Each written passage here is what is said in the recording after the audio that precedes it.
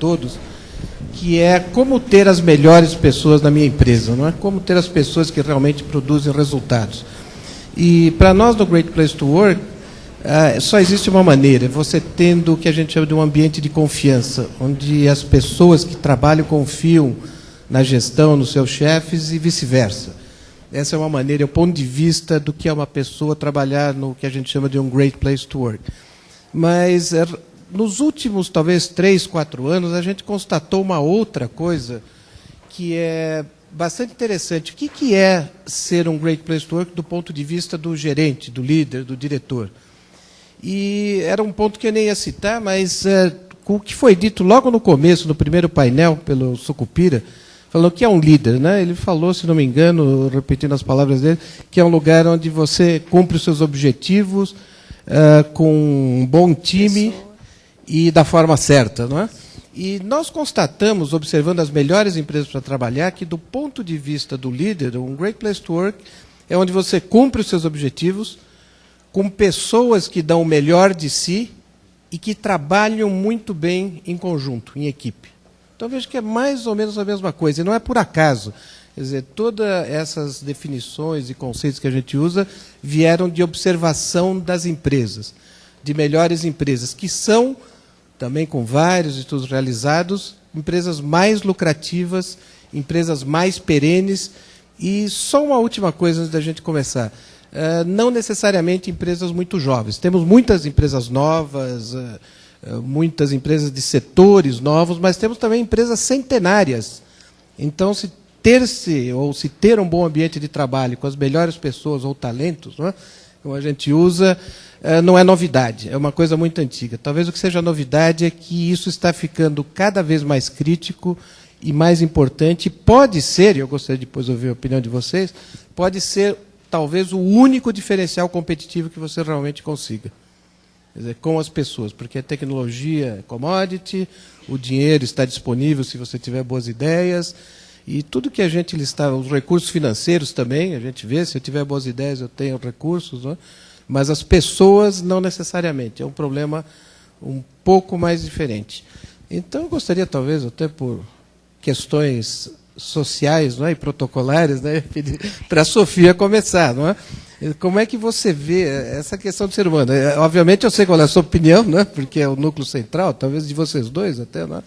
Mas como é que você vê essa questão, principalmente considerando que a gente tem aqui essencialmente empreendedores, né, que ainda estão construindo o seu negócio, não é? Qual é o papel central das pessoas nisso? Realmente é, ou será que o capital é uma boa ideia suficiente? Obrigada, Tolov. Bom dia a todos. Bom dia, Mauro, Tolov. É um prazer estar aqui. Olha, Tolov, até pela origem do meu negócio, pessoas são absolutamente centrais, senão ele não existe nem do ponto de vista de eu poder fazer o meu trabalho e nem para quem fazer, né? Porque é voltado para pessoas. Mas o ponto que eu acho hoje mais relevante de a gente refletir sobre isso é a questão de como as empresas realmente se conhecem a sua cultura, conhecem a raiz da sua existência e dos seus valores. Quando você sabe isso e traz para perto de si as pessoas que compartilham disso, tudo fica mais fácil. Eu estava falando lá fora que a gente se fala tanto sobre talentos, sobre a guerra por talentos, e eu parto de um pressuposto que todo mundo é talento. Se estiver no lugar certo, na hora certa. A minha empregada de casa, ela é um talento, ela arruma a minha casa como ninguém. Eu seria um fiasco. Quer dizer, cada um tem um dom. Às vezes as pessoas não descobrem que dom é esse, mas cada um tem, eu acredito fortemente nisso. Então, se você sabe qual é o seu grande objetivo, como o Sicupira falou, o seu sonho, e traz para perto de você pessoas que partilhem desse mesmo sonho e façam disso uma realidade, tudo fica mais fácil. O grande ponto que eu enxergo hoje, trabalhando aí para centenas de empresas com o meu trabalho, é as empresas querem muito ver o que os outros estão fazendo, né, o tal do benchmarking, e para copiar. Isso não é benchmarking, né? Não adianta querer trazer alguém de uma cultura absolutamente agressiva numa empresa aonde não tem, o grupo não tem essa agressividade, a pessoa não vai se dar bem lá dentro. Então, quando a gente reconhece e respeita os valores da nossa organização e do estilo de gestão da empresa, eu acho que já é meio caminho andado. Ok, eu acho que esse ponto é importante. Eu gostaria até de voltar depois, né, o que a gente chama de adequação cultural. Né? Mas gostaria de ouvir o Mauro primeiro. O Mauro está numa situação, né, de começo, de fim, de meio. Você não quer falar sobre isso um pouco? Não, realmente, bom dia a todos. Bom dia a todos. Na realidade, Tolov, realmente, todo o meu depoimento aqui vai ser calcado na minha experiência anterior dos 28 anos, que vai da Telco, porque eu só ingressei no mundo Ernst Young no dia 1º, sexta-feira passada. Então, eu estou começando realmente numa nova organização. Mas, na realidade, eu me sinto muito à vontade, porque é uma empresa que eu fundei há 28 anos, sozinho, e depois ela chegou a 700 e poucas pessoas. É uma empresa basicamente de pessoas, e o principal ativo são pessoas. Eu acho que, e toda a minha experiência profissional foi muito calcada também com os empreendedores, né, o middle market, basicamente, e que é calcado e que ele é orientado, que as empresas realmente são dirigidas muitas vezes pelos proprietários, pelos acionistas. Antigamente a gente falava dono, depois virou cotista, depois virou acionista, e assim por diante. Eu acho que as empresas necessitam, para crescer, ter lideranças, né? E essas lideranças são fundamentais. E, normalmente, nas empresas, empresas que estão começando, empresas nos seus primeiros anos de vida, eu acho que o papel daquele que criou a empresa, o grande empreendedor, é fundamental. É ele que transmite a cultura, é ele que define qual vai ser o padrão da empresa. Claro que ela vai se desenvolver, ela vai se profissionalizar, ela vai buscar novos mecanismos, mas eu acho que vai estar sempre presente, pelo menos por uma geração, o seguinte: a empresa tem a cara do dono. Tá certo? Eu acho que isso é um conceito que a gente não deve desprezar. Isso, eu acho que uma empresa sem liderança, e sem uma liderança efetiva e natural, ela não tem condições de resistir a médio e longo prazo, até porque o mercado hoje é muito competitivo, e depois nós podemos falar também quais são as principais diferenças, por exemplo, de retenção de talentos entre middle market e grandes organizações. Como é que você pode lidar com esse fato? Só emendando nisso, acho que você tocou num ponto que talvez viesse no fim, mas você já tocou de cara, né? Como é que você vê isso, né? A empresa é a cara do dono, é uma característica, e é mesmo, seja ela boa ou ruim, né? Mas isso se repete muito. Como é que você vê a sucessão? Vamos partir da hipótese que o dono, né, o acionista, tenha imprimido uma cultura boa, de sucesso. Né? Como é que você vê a sucessão? Na hora que ele sair, quebra a empresa? Porque talvez seja a preocupação de todos os empreendedores. Né? Até quando eu tenho que ficar? Aliás, a pergunta que fizeram de manhã, né? Qual é a hora de sair? Né? E, obviamente, é pessoal, é arbitrário, mas como é que você vê esse processo de... Olha, dar continuidade? Eu sou muito eu me alio muito ao que falou o Cupira no primeiro painel, né? Que a hora de sair é definida pelo próprio empreendedor, né? Porque tem empreendedores que chegam a uma certa idade, não querem mais, têm outros interesses, não querem tocar o dia a dia, mas tem outros que não, que o seu hobby é o trabalho e que eles querem continuar operando até os seus últimos dias, vamos assim dizer. É claro que o aspecto de sucessão tem uma série de complicações, como foi aqui colocado. Mas eu acho que realmente fica sempre a cultura do dono, a cultura do fundador, a cultura do empreendedor. Eu acho que ele pode fisicamente sair, mas eu acho que as ideias dele, os conceitos básicos deles devem permanecer e permanecem na sociedade. Ok.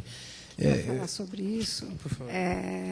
Eu acho que a hora certa de sair é a hora onde você tem a humildade de perceber que a criatura ficou maior que o Criador, e que você formou gente abaixo de você, melhor preparado e capacitado para fazer a gerência desse negócio.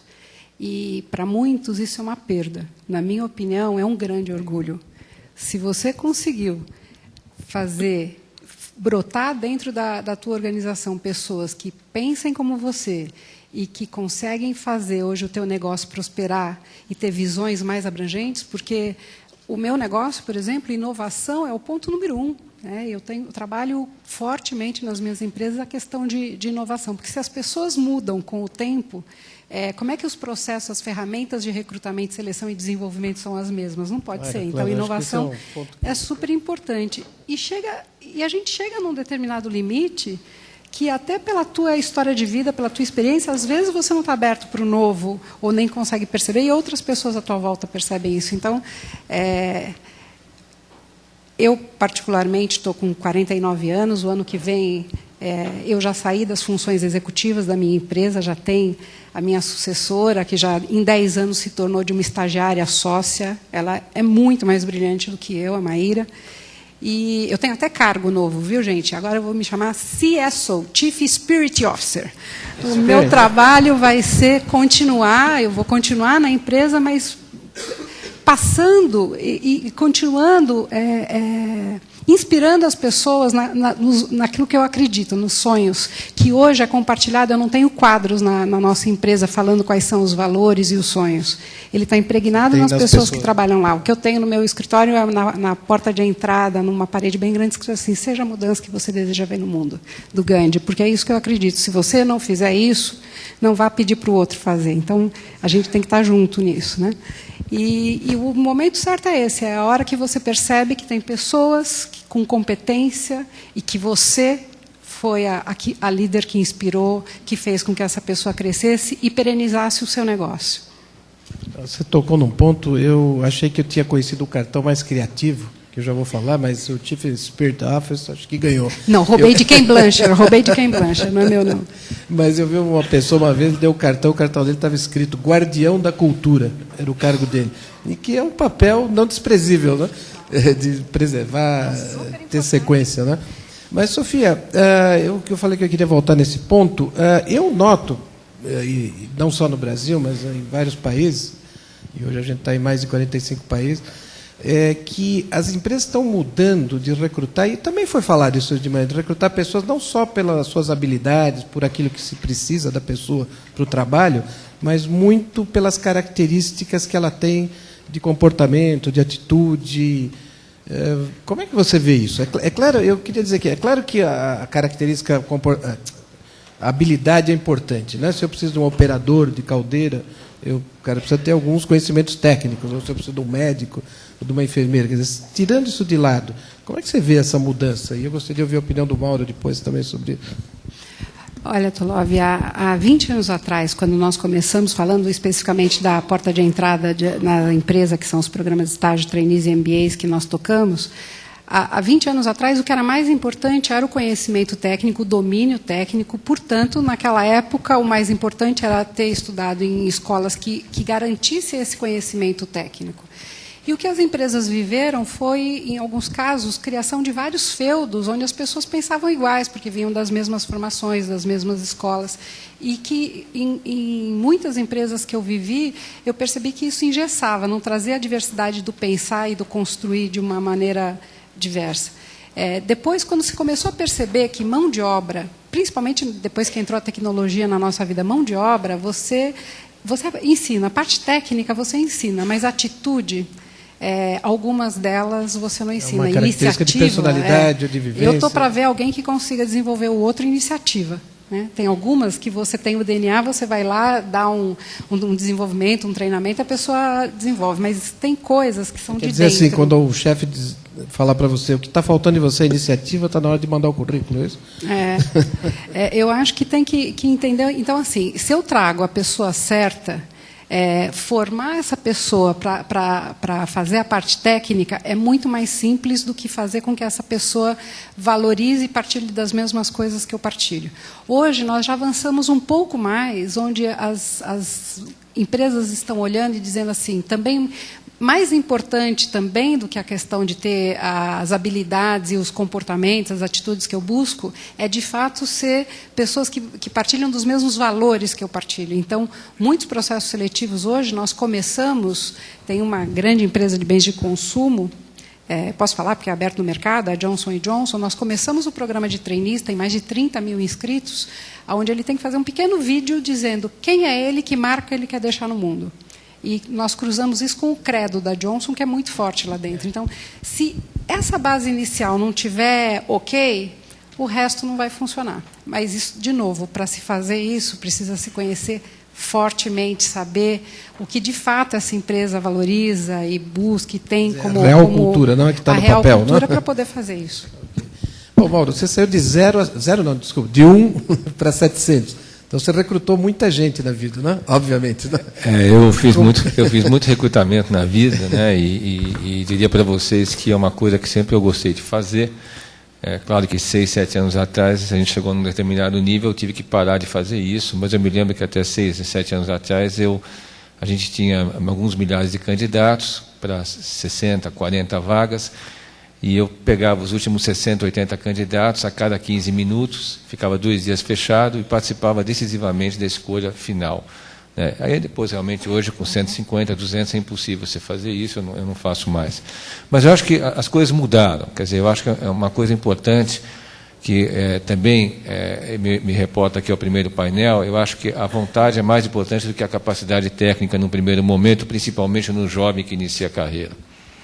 Então, eu acho que realmente você tem lugar para todos, e eu acho que realmente você tem que focalizar e você tem que valorizar o aspecto humano e o potencial de desenvolvimento de cada profissional. E nisso, eu acho que os atributos mais importantes são o ponto de vista emocional, o ponto de vista comportamental, o ponto de vista de raciocínio lógico e assim por diante. Porque técnica você ensina. Aliás, nós, as empresas de auditorias, fazemos exatamente isso. Nós partimos do princípio que os trainees não têm nenhum conhecimento técnico, é praticamente igual a zero. E nós vamos fomentar, nós vamos dar esse treinamento. Mas o que nós precisamos são talentos, nós precisamos são pessoas inteligentes. E é muito importante, eu me lembro muito, e também isso mudou muito nos últimos 15, 20 anos, talvez mais nos últimos 10 anos, com a redemocratização do país, com a estabilidade econômica. Hoje nós temos uma classe média muito maior do que nós tínhamos antigamente, então você tem uma qualidade de jovens que hoje você tem acesso praticamente em todo o país, até os mais miseráveis têm acesso à tecnologia de informação, então eles sabem, você vai hoje no interior do Maranhão, numa escola, um aluno de 8, 9 anos sabe o que é uma Torre Eiffel, sabe o que é um Big Bang, ele tem acesso, coisas que não existiam no passado. Então, hoje você tem uma diversidade efetivamente maior e você tem um campo muito mais rico de escolha, de seleção de pessoal, do ponto de vista de potencial, porque eles têm uma visão. A única restrição que eu faço, e que eu sinto muita falta, é de que eu acho que as pessoas pararam nos últimos anos de ler. Leem menos e, portanto, não sabem escrever. Então, um teste que nós abolimos, por exemplo, lá na empresa, foi a redação, porque ela eliminava todo mundo. Vocês resolveram o problema, tiraram o teste. Então, ela não era mais fator de diferenciação.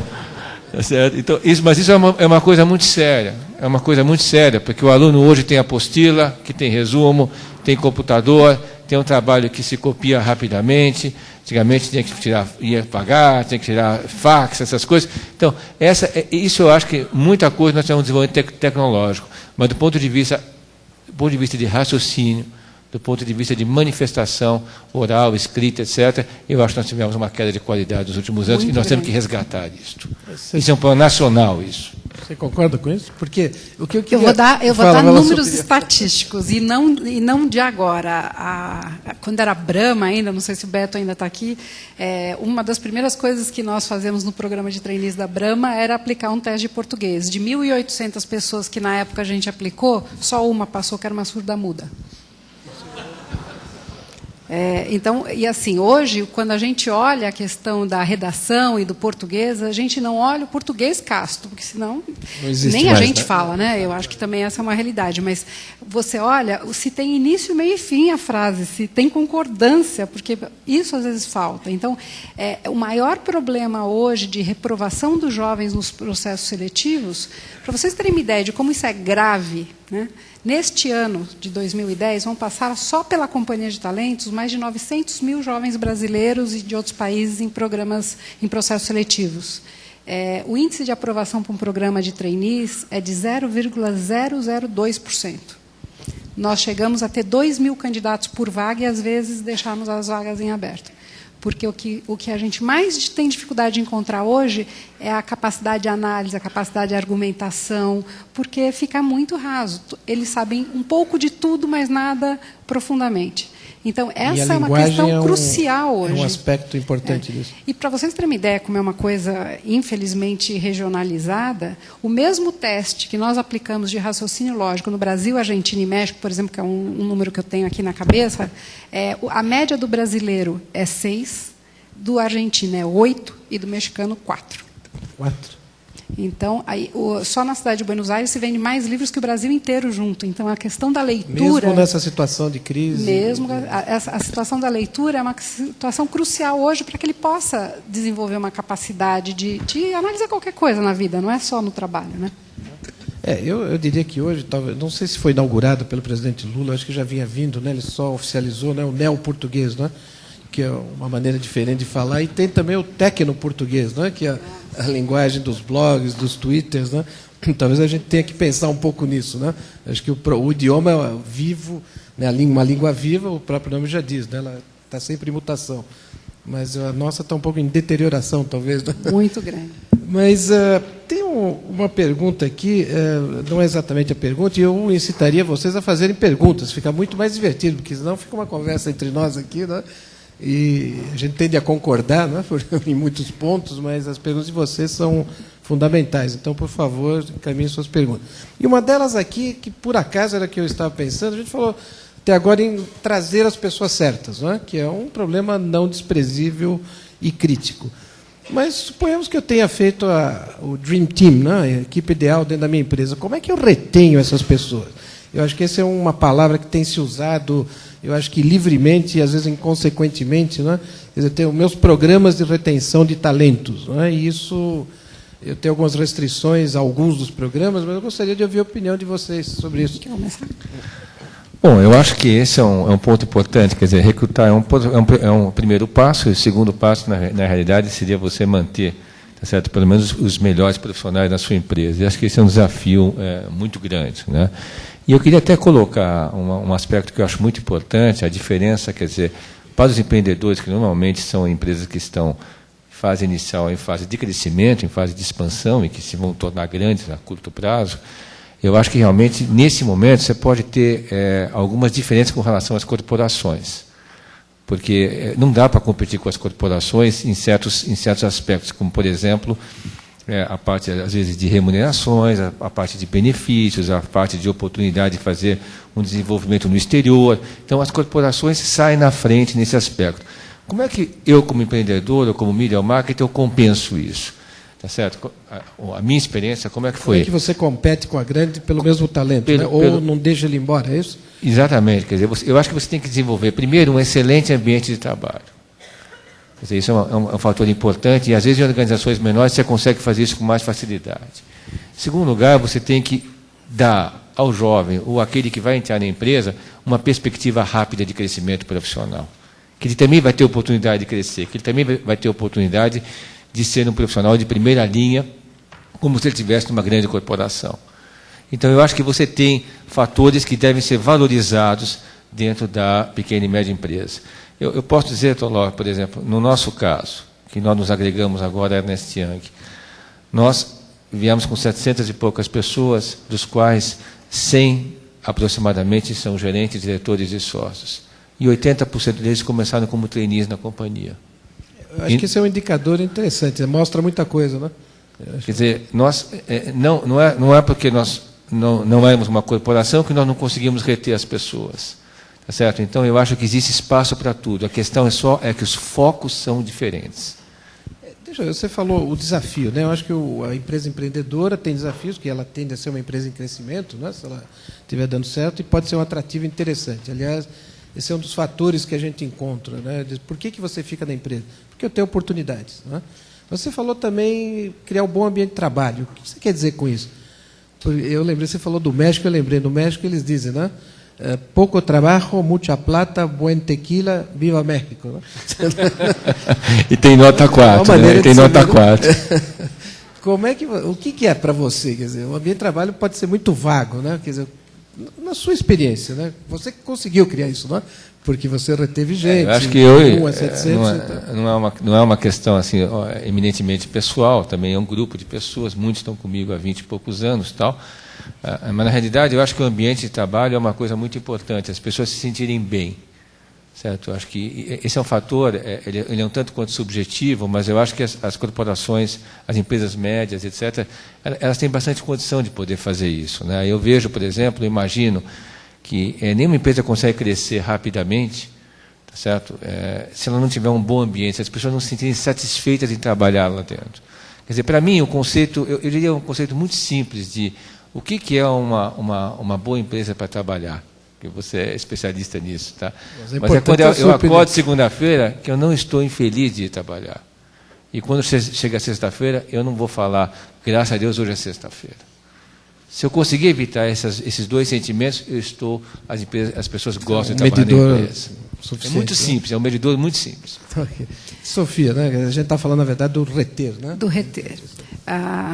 Eu vou falar um pouco da minha realidade. A primeira coisa que eu faço para os outros aquilo que eu gostaria que fizesse por mim. Então, se eu quero estar sempre em desenvolvimento, eu tenho que promover isso para os outros também.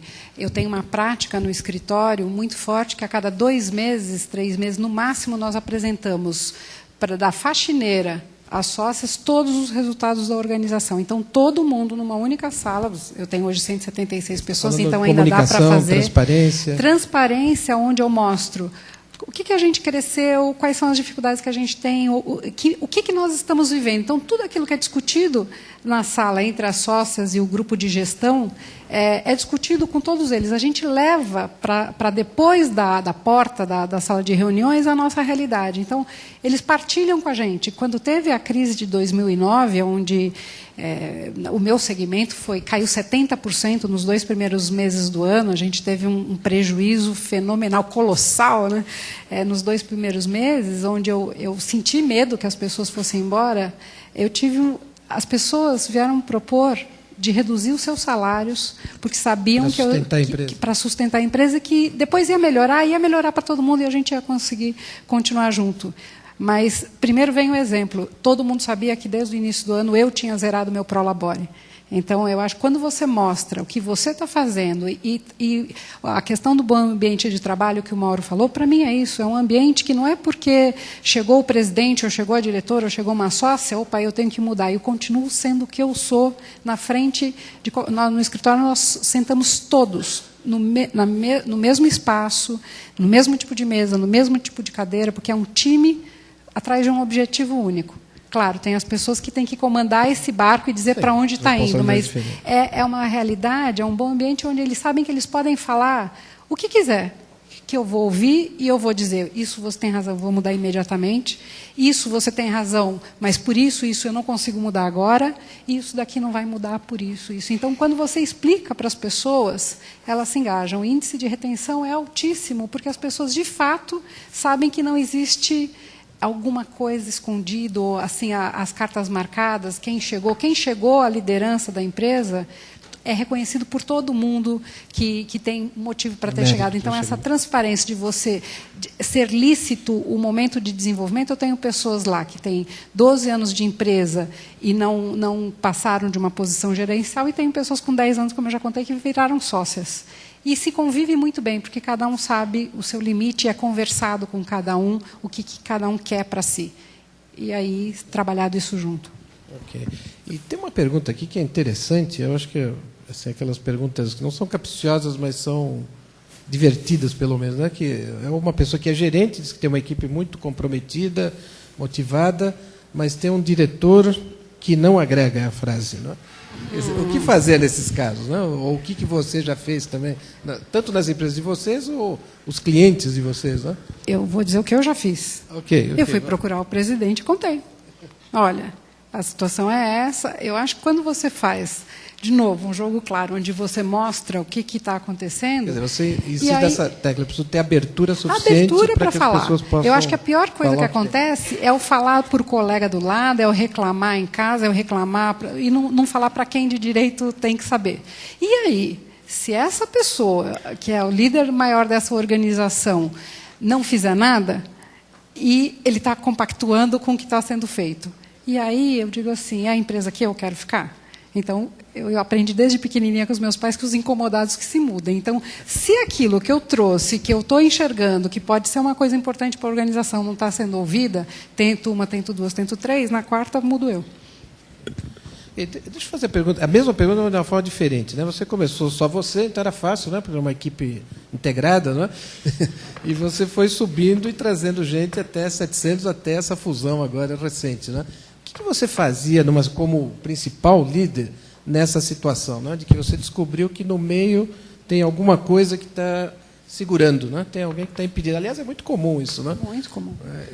Eu acho que, uma empresa com a nossa característica, ela tinha um sistema de avaliação e de quadro de carreira anual, e nós tínhamos uma regra muito clara, que era a seguinte: o sujeito, até chegar a gerente, ele não podia repetir de ano. Quer dizer, se ele ficasse um ano sem ter promoção, ele tinha que sair.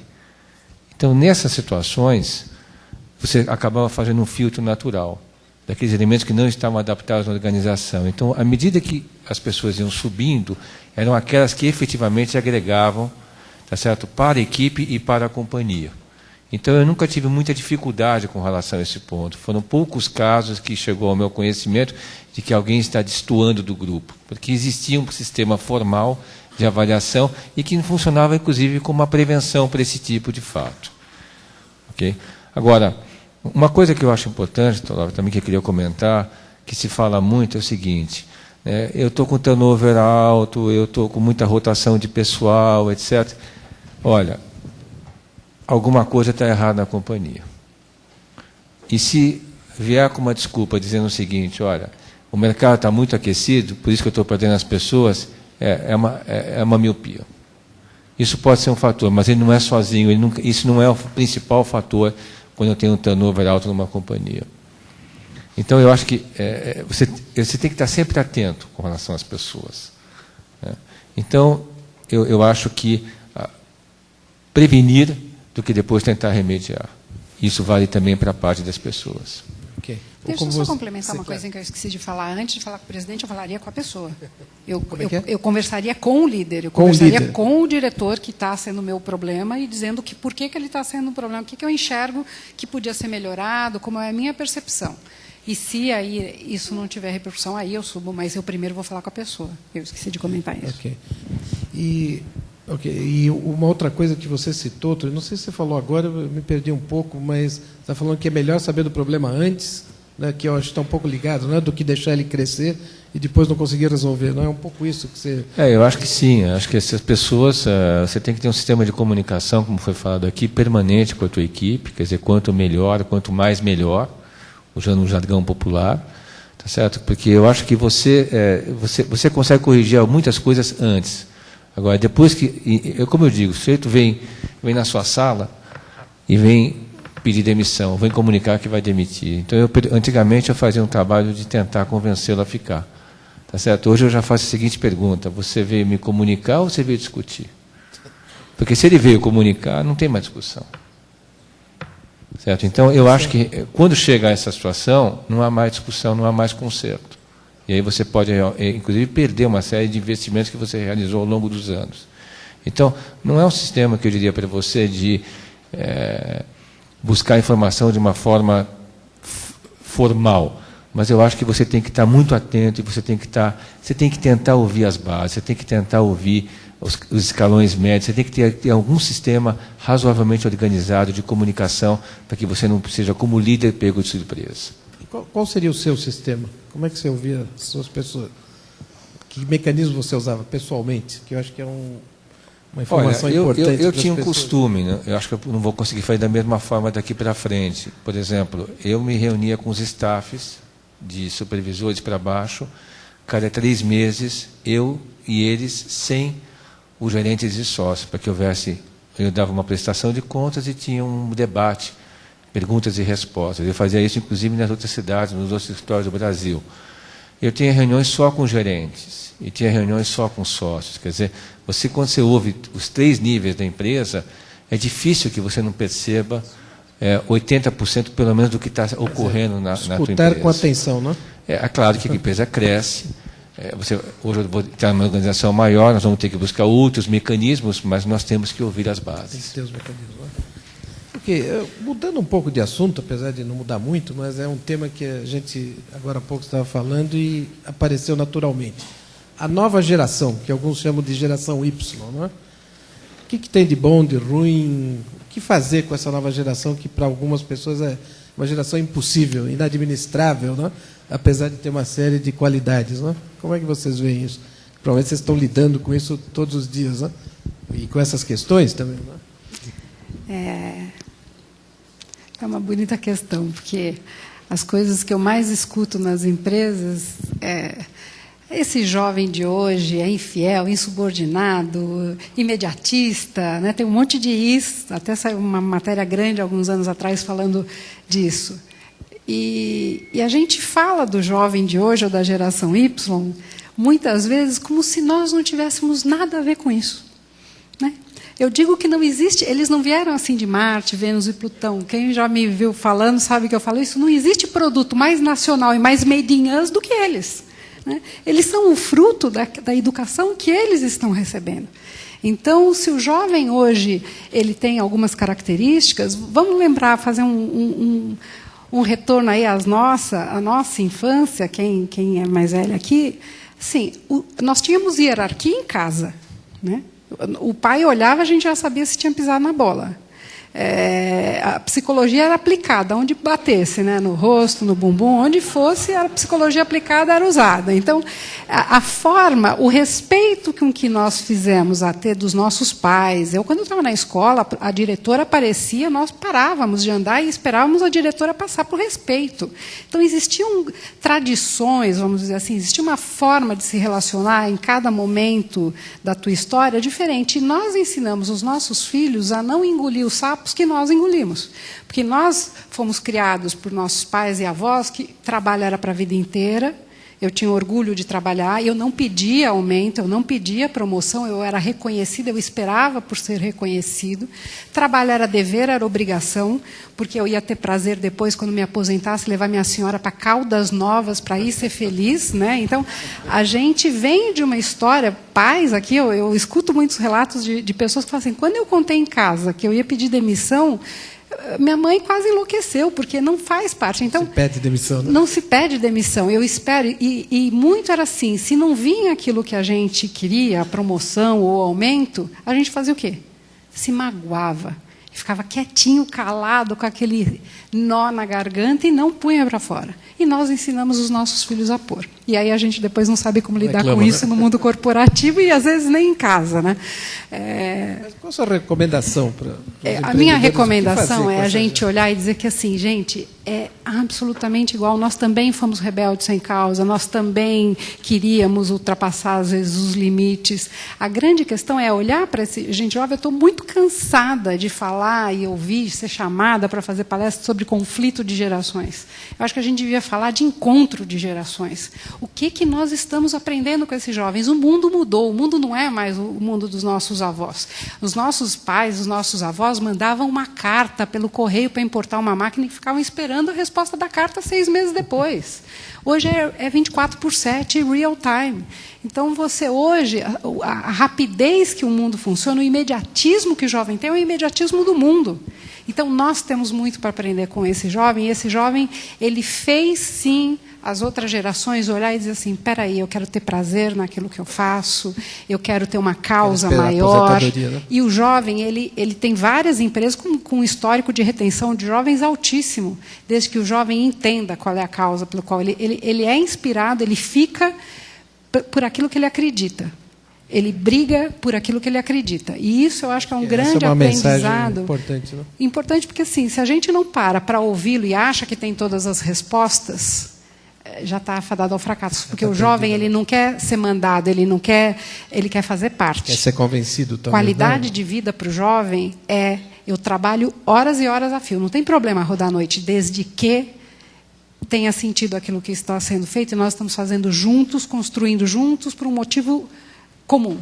E aí ele fica. Eu não podia concordar mais com isso do que da maneira como você colocou. Se vocês quiserem, eu fico aqui o dia inteiro falando que é um aliás, tema dizer, apaixonante. Depois eu tenho uma última pergunta, mas já acabou o tempo. Não? Vocês não vão ele quer falar Eu só queria complementar o seguinte, essa parte de jovens, que eu acho que é uma excelente oportunidade para os empreendedores, porque hoje em dia nós temos os jovens hoje casando mais tarde, descasando mais cedo, saindo de casa mais tarde, e tem um desespero enorme de autoafirmação e de autorrealização.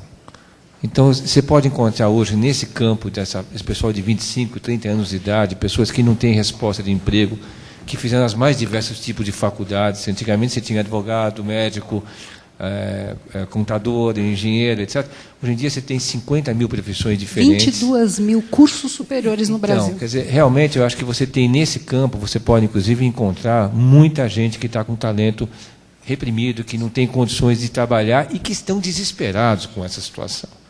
Certo? Eu tenho filhos na cidade, eu conheço, quer dizer, esse mundo, e vejo que você tem muita gente que não consegue se afirmar, só consegue fazer trabalhos temporários, só consegue fazer bicos. Então, você tem nesse universo, na minha opinião, de 25 a 30 anos, aqueles que já formaram seu curso de graduação, você pode encontrar excelentes profissionais. E que estão loucos para trabalhar, estão loucos para se realizar, estão loucos para sair de casa, e que só não fazem isso porque não têm condições. Bom, como eu disse, a gente está chegando no fim, e eu acho que vocês deram algumas mensagens, né? Não sei se elas estão sistematizadas, né? Mas algumas mensagens bastante importantes. Mas tem alguma coisa mais que eles gostariam de complementar ou de resumir para dizer, olha, se você é um empreendedor, você está começando, ou você está no meio, mas ainda está em crescimento forte, o que fazer com relação às pessoas? Tem algum resumo, ou alguma coisa específica? Se vocês não puderem cuidar de tudo, cuidem disso, pelo menos. Essa não estava prevista. Eu poderia falar um item que eu acho que é muito importante, é o seguinte, estímulo, desenvolvimento. Estar ao lado do profissional não significa ao empreendedor que ele é o pai, que ele tem que ser padrinho do profissional. A gente não pode confundir essas coisas. Eu acho que as pessoas têm que ter vida pessoal, têm que ter vida familiar, têm que ter amigos, têm que ter sociabilidade, tem que ter... isso não passa pela empresa, certo? Eu acho que a empresa não tem que tomar conta das pessoas como se fossem filhos, tá certo? Como se fosse uma família, vamos assim dizer. Eu acho que existe um ponto que de separação, ele é tênue, mas eu acho que a gente tem que ter esse tipo de separação. Eu acho que tem algumas ações, por exemplo, no Brasil, como planos de saúde, estímulos à aposentadoria, então, onde o Estado é totalmente inoperante, ele é falho, tá certo? Então, a empresa tem esse papel a cumprir. Então, ela é muito importante nisso. Na hora que você dá um plano de saúde para o profissional, na hora que você dá um sistema de aposentadoria, na hora que você paga a faculdade do indivíduo, porque grande parte dos cursos hoje são noturnos, as meninas têm que trabalhar de dia para poder estudar à noite e pagar a faculdade. Então, na hora que você cria esses mecanismos, esses incentivos, onde o Estado não consegue cumprir a sua função, eu acho que é essencial a empresa colaborar. No mais, ela pode dar orientações, ela pode dar alguns tipos de benefícios, mas ela não assume o papel familiar. Não pode fazer isso. Concordo 100% com você, Mauro. E diria assim, acho que nos meus bate-papos com os empreendedores, não só da Endeavor, mas empresários de uma maneira geral, às vezes eu sinto muito uma questão de, puxa, como é que eu, tão pequeno, como eu, uma empresa desconhecida, posso ter os melhores ou posso chegar lá? E a primeira coisa é assim, se valoriza. Porque se você acredita no seu negócio, você consegue contagiar as pessoas. E um índice muito, muito feliz, que eu tenho bastante orgulho de dizer assim, quando a gente tem uma mensuração há 9 anos, falando sobre qual é a empresa dos sonhos dos jovens iniciar a carreira. Há 9 anos atrás, apenas uma das 10 empresas dos sonhos que apareciam nas 10 primeiras posições era nacional. Hoje, 6. Os multinacionais. Hoje são 6 nacionais entre as 10. Que é a Petrobras, a Vale, a Natura, a TV Globo, o Banco Itaú e a Ambev. E vocês veem que de segmentos diferentes, de realidades, mas elas têm uma coisa em comum, a profissionalização. E com empreendedores. Com empreendedores. Todos, né? Todas elas são multinacionais brasileiras, todas elas têm uma gestão profissional, e gestão profissional não é dizer que o dono não está lá, gestão profissional é ter uma gestão, de fato, sendo feita de uma maneira profissional.